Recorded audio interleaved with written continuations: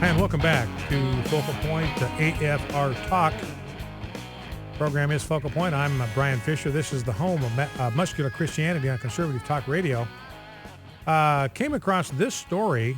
This is kind of a sad story. It's about a dog by the name of Fred. And Fred just got fired. Fred the dog got fired by the police department in Gulfport, Mississippi. He got the pink slip. Police Chief Leonard Papania says that Fred can sniff out drugs, he can patrol, but he gets distracted. They send him into a building to search a building. He'll find a soda can laying in the corner. He'll go and start playing with it instead of looking for the drugs and looking for the bad guys. And he said, look, we tried to train this out of him. We sent him back to school. It just wasn't working. Now, here's the really sad part. You know the only way they can get rid of Fred is they had to declare him to be surplus property. And because he was declared to be surplus property, then they could sell him back to the business they bought him from, K9 Unlimited. Now, speaking of animals, PETA is under fire today because they sent some school kids home with a little comic book, an innocent-looking comic book that they were handing out to children at Calabash Elementary School in Woodland Hills. Now, Gideons can't give New Testaments to these children, but apparently PETA can give these comic books to these children. And the problem is these comic books, remember PETA, they want to protect animals. They think that any act of killing an animal to eat it is barbarism and is tantamount to murder. So they want to get these kids to believe that. So here's what they did. In this comic book for elementary school kids, they had graphic images of mutilated cows. So that's how they wanted to develop in these children a disgust at what was being done to animals. Now, from a Christian point of view, don't misunderstand me. We are against cruelty to animals. We oppose that. Bible's very clear. You know, God instructed through Moses, look, if you've got working animals that work for you, you got to give them a Sabbath rest just like you get. You got to give them a day off too. So there were commands to care for animals and to provide for them. But God also says it is appropriate to kill animals and eat them. I've given you permission to do it. I've given you liberty to do it. You may freely eat, just as you could freely eat of all the plant life before the flood. Now you freely may eat of animal life. So we've got permission from God. There's nothing immoral, no reason to feel guilty about eating animals. So what Peter's trying to do to stir up guilt in elementary school children about eating animals, it's false guilt. It's not biblically based whatsoever. But here's the point I wanted to get to. You know, PETA cannot complain then. If PETA is willing to resort to this kind of strategy, they cannot complain then when pro-lifers at outside abortion clinics present on public property where they have every right to be, when they present images, graphic images of what abortion does to babies. So PETA would be the last people in the world who would have a right to complain about something like that. And then here's a story from Daily Mail Online in the UK. There are documents that show that PETA killed 2,000 shelter animals in 2013. So these are animals that were brought to PETA for shelter. These are shelters where these animals are being brought, and they have an 82% kill rate. They kill 82% of the animals that are brought to them for shelter. According to the Center for Consumer Freedom, PETA has killed 31,000 animals since 1998. So that is what's going on with PETA, kind of on a hypocrisy theme here. This is just in the state of Virginia. 2013, PETA killed 1,792 cats and dogs, an average of 5 a day.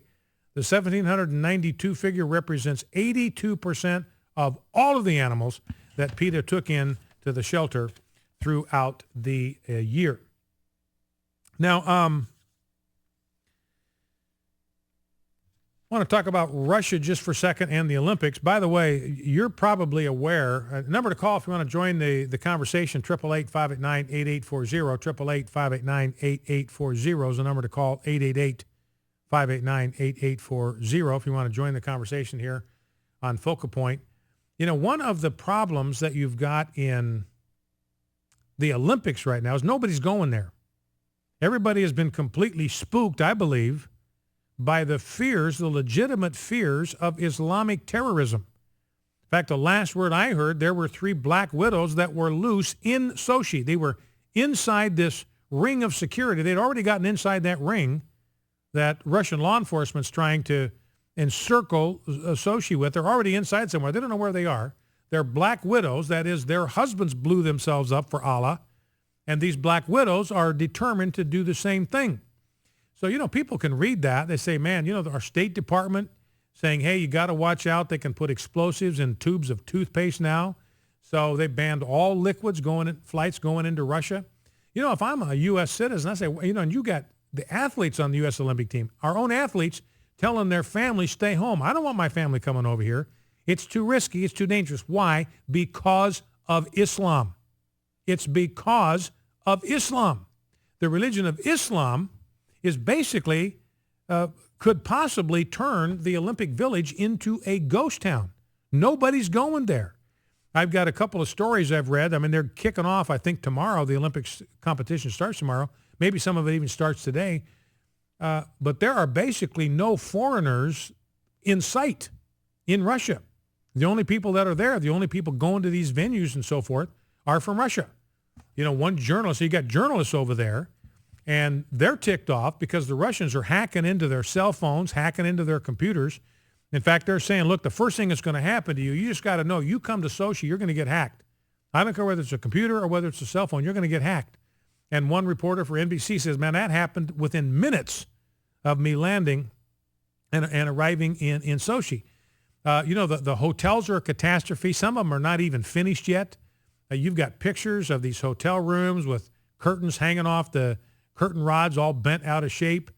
They've got toilets, 2 to a stall, if you can believe it. I mean, I'm serious about that. You've seen the pictures, 2 toilets to a stall. I don't know where these are, but these are public venues where they're expecting people to use them. So no privacy there. The drinking water is, I mean, there was a warning in one hotel, don't even wash your hands in this water.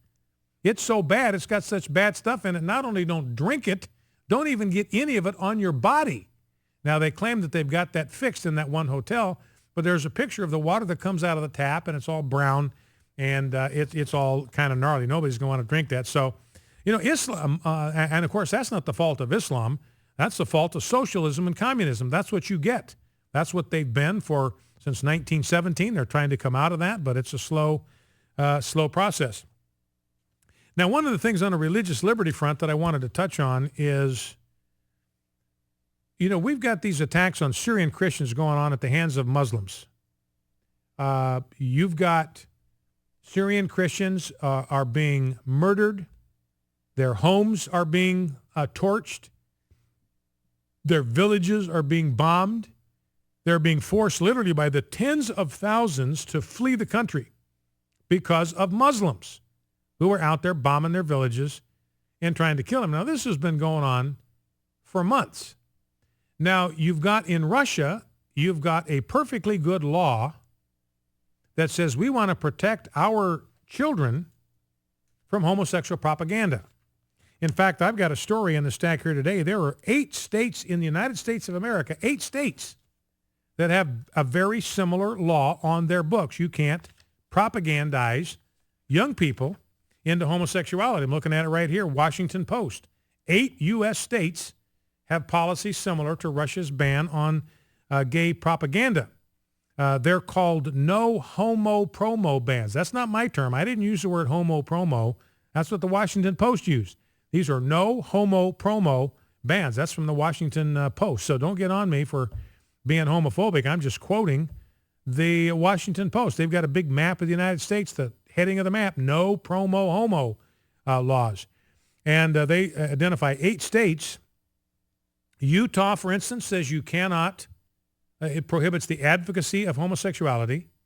Arizona prohibits portrayals of homosexuality, quote, as a positive alternative lifestyle. And Arizona has determined legislatively that it is inappropriate to even suggest to children that there are, quote, safe methods of homosexual sex, end quote. And, of course, there are no safe methods of homosexual sex. Alabama and Texas mandate that sex education classes emphasize that homosexuality is, quote, not a lifestyle acceptable to the general public, end quote. Moreover, Alabama and Texas statutes mandate that children be taught that, quote, homosexual conduct is a criminal offense. And, of course, it still is, according to their state law. What the Supreme Court said, you can't enforce it. We're not going to let you enforce it. You're prohibited from enforcing it.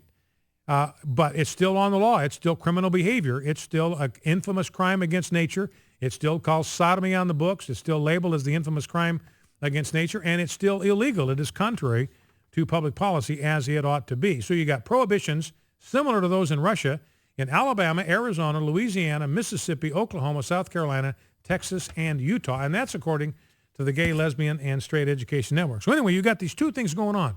You got Muslims over there firebombing Christians out of their villages, blowing up their homes, got snipers on roofs picking them off when they go outside. And the NBC network, you know how many times they've referred to the persecution of Syrian Christians? We're not talking just about persecution. We're talking about getting murdered and blown up. They have referred to the persecution of Syrian Christians twice, and that was indirectly. So they indirectly, two times, NBC refers to this ongoing persecution of Christians in Syria. You know how many times they have talked about homosexuals and this Russian law that protects children from being seduced into homosexuality? 26 times. 13 times the coverage they're giving to this law that protects children from homosexual seduction in Russia. 13 times more attention to that than they do to the persecution of Christians. President Obama, you said, hey, it's a religious right to have the free exercise of religion. Everybody in the world ought to enjoy it. How about taking on the plight of Syria Christians while you're at it? How about taking on the plight of Saeed Abedini? He is an American citizen that's being kept in an Iranian prison for exercising his freedom of religion. How about that, Mr. Obama?